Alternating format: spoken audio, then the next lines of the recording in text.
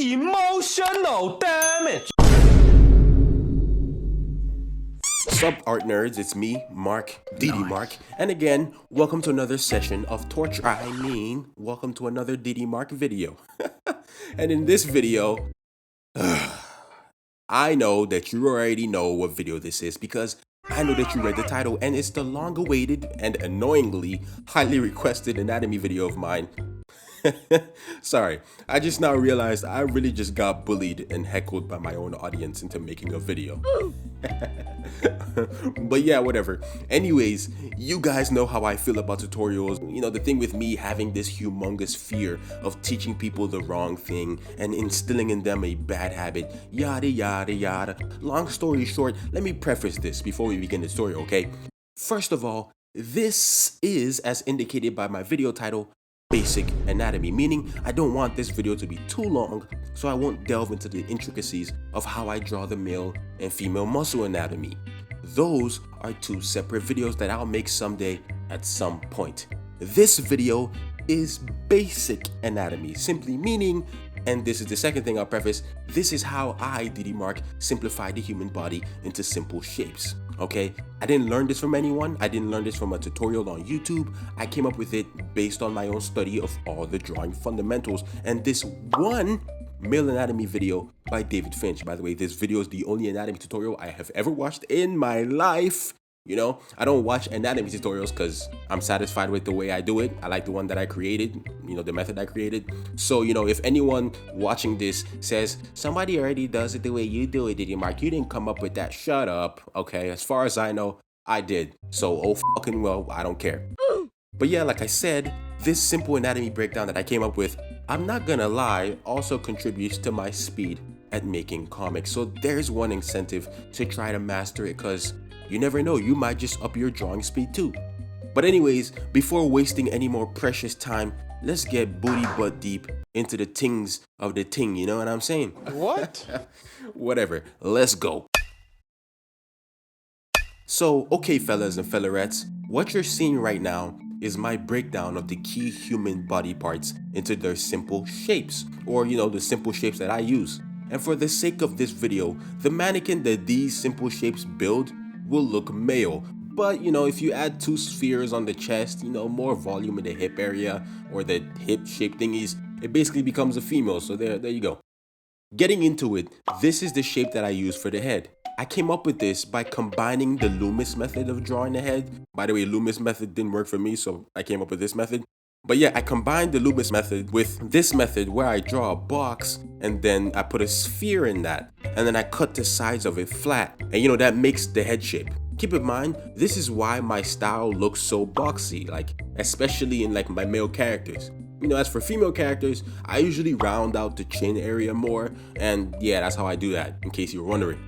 Next up, the neck, and it's just simply a stubby cylinder, and yeah, there you go. The next piece I'm going to be looking at is the torso. Essentially, it's just shaped like the human rib cage, and like I said earlier, if I wanted to be female, I just add two spheres and you know, boom, I make some tatas. Tatas. For the shoulders, I use this sort of teardrop type shape or whatever for the shoulder, you know, and the sizes of this shape dictates how muscular the character you're illustrating is. So for example, if you're drawing a female, for the most part, you know, you draw these a little smaller than you would male characters, if that makes sense. But yeah, these next pieces are two cylinders for the upper arms, and then I'll just go ahead and lump these in here too. These are the oval sphere thingies that I use to indicate the bump on the elbow as well. You know, that's how I know where the arm bends while I draw it. Okay, next up are the forearms, and these are the shapes that I use. And as you can see, they are cylindrical, but they kind of taper off at the bottom to where the wrist would be. Okay, and I'm gonna skip over how I draw hands because I already have a video on that and how I do that and the method I came up with for doing that, and that's still the same method that I use today, so if you want to check that out, go ahead. Next up is the shape that I use for the hips, and as you can see, it's shaped like underwear, and you know, they're also known as, I hate this word, it's also shaped like a panty. Ugh. I hate that word. But yeah, moving on. Next up are the thighs. These are the shapes that I use. It's a cylindrical shape that tapers off at the bottom just like the forearm, but even more so this time because unlike the forearm to the wrist, the width of the thigh compared to the knee is larger. For the kneecaps, I use opal stone shapes. Is that what an opal is shaped like? Whatever. For the lower leg / shin area, it's a cylindrical shape again that tapers off into the ankles again. And speaking of the ankles, I use 2 spherical shapes to represent the lateral and medial malleolus. And yes, I did take a 400 level anatomy and physiology course for my biology degree. And yes, I will be flexing it on you during the course of this video. Now, do you need to know all this intricate anatomy details and the names of every? No. That's just me. I just know that stuff because I happen to need to take that course to graduate with my biology degree. And why am I saying all this? You don't care. Just keep moving. But yeah, lastly, for the foot, these are the combinations of various shapes that I put together to make the foot. And this one, I admit, might look a little complicated, but it's really not as complicated as you think. I'll also say the same thing about the hip area, that structure, panty-shaped thing. It might look complicated, but it's not as complicated as you think. The more you practice it, the better you get. But whatever, let's keep moving on. So as you can see, they are a lot of 3D shapes. And it's not as taxing or complex as it looks, I promise. Like I said just a little bit ago, once you start drawing and using all these shapes, you're not even gonna think about it while you actually draw, once you get used to it. Cause I don't think about it. I just I think I wanna draw a human, I just bam, bam, bam, all done. But yeah, now before I move on, you can see how all the shapes are 3D. You know why that is? That's right, the human body is not flat in 2D, genius. Okay, so essentially, this video is absolutely, utterly useless to you if you cannot draw 3D shapes in any angle and direction. And this video is also useless to you if you don't understand the forms or the shapes, okay? Those requirements are part of the drawing fundamentals that you need to learn before watching or trying any anatomy tutorial, period. It's not just mine. You need to understand the drawing fundamentals before you can even try to put together a somewhat anatomically correct human being. That's just facts, man. If you don't like that, it's crazy. Whatever. But yeah, carrying on, putting these shapes together to make a convincing, somewhat anatomically correct human is where you'll be practicing the most. And if you understand drawing 3D shapes in any angle and stuff, you'll be able to rotate the human body in any direction and even do things like foreshortening if you can properly use these shapes to create a human. As for my advice for making everything proportionally correct, I suggest that you just draw, people more. And use a lot of references and also do a lot of gesture drawings. The more you do those 2 things, the better your eye for proportions are. I'm not gonna tell you all that the length of the human body is about 7 heads and bullshit, okay? That thing where they tell you to stack the human head, 7 times for the length, it didn't work for me, okay? So I'm not gonna recommend something that I don't approve of. I'm not saying that it can't and it hasn't worked for others or whatever, but I don't even care. Why am I trying to explain this to you? Whatever. But basically, draw more people and do more gesture drawings. It'll drastically improve your proportions. At least it did for me. But yeah, with all that said, all that information I just gave you, we're not about that talking on the DD Markk channel. We about that action, baby. So let's make a human with all these shapes we just went over. So yeah, enjoy this time lapse of me putting this mannequin together. And then, I'll explain the key parts of the process that you need to keep in mind while you're, putting the human together.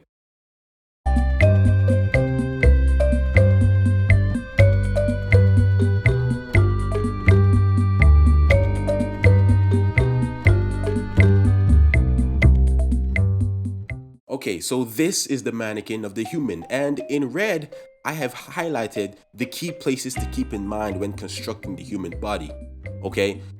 So this is how you connect the human head and neck to the torso by using the sternocleidomastoid and the 2 clavicles and the sternum as a reference point on how the neck and the head would connect to the body. I always personally use the location of the clavicles and the sternum to tell me where the shoulder would start and the rest of the body. Okay, and then I use the sternocleidomastoids to know where the center of the neck and the head would be, where to exactly center it on the body, if that makes sense. Then, using these reference points, I can connect everything to make the shoulder, okay, the trap muscle area. Next thing to keep in mind is to keep space apart in the elbows, the wrist, the knees, and the stomachs from the hips, okay? I leave a space in between these places basically because I know these are sort of the most bendable parts of the body, right? So obviously the knees and the arms have ways they can and cannot bend, but the stomach be bending, my guy. You know what I'm saying? So personally for me, at most, all I'll do is add 2 lines to connect the torso to the hips to indicate the stomach.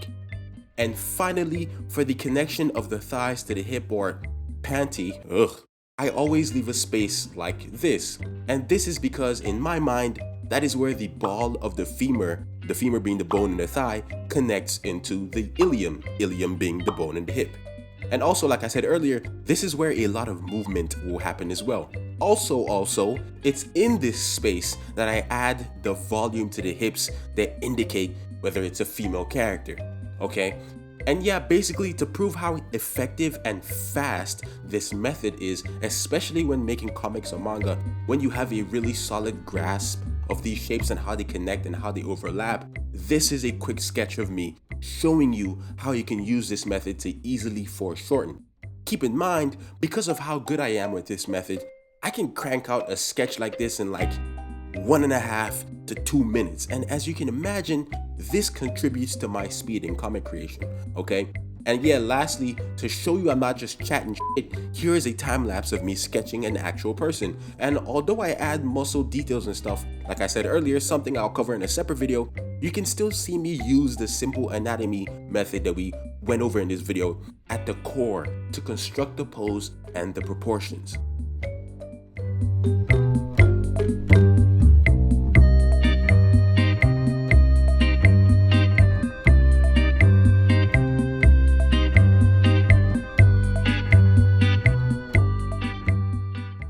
And there you have it. That's the long-awaited and highly requested Markk anatomy video. And yeah, something I'll say before I end the video is that in my own personal art journey, I noticed that a lot, like I'm talking like a lot of tutorials aren't as useful as you can imagine or think. Like some tutorials work for some people and they don't work for others, and vice versa. So basically, this video might be the video that absolutely allows someone to improve their anatomy drawing game drastically. But then again, this video might not be the best for you, and that's fine. Like, if you haven't noticed, Markk, I tend to do things, my own way. And I'm always saying how, I came up with this way of doing things, or I do this thing this certain way. And that is because tutorials that personally I usually watch, they don't work for me, right? Like, it wouldn't just click. It wouldn't look the way I liked. An example is, this awesome video by Kuzumari about, how to draw heads in any angle. At first, I thought the video was awesome. I still think it is. It's just that it didn't work for me and it didn't fit the style that I knew I wanted in my head. But I know for a fact, this tutorial absolutely changed the game for a lot of artists, and it helped them drastically improve. For example, my friend Third has said multiple times that this Kuzumari video is the one that changed the game for him, improved his skills. But for me, it didn't work, and that's fine. But yeah, also, like I said earlier, good foundational skills is key to making the best out of my method. And with that said, thank you all for watching this video. Make sure to like and to hit that subscribe button as well, because that helps me a huge ton. Also, make sure to leave a comment because I respond to any and all comments. Till next time, art nerd and nerdettes, it's been Markk. Peace and love, baby.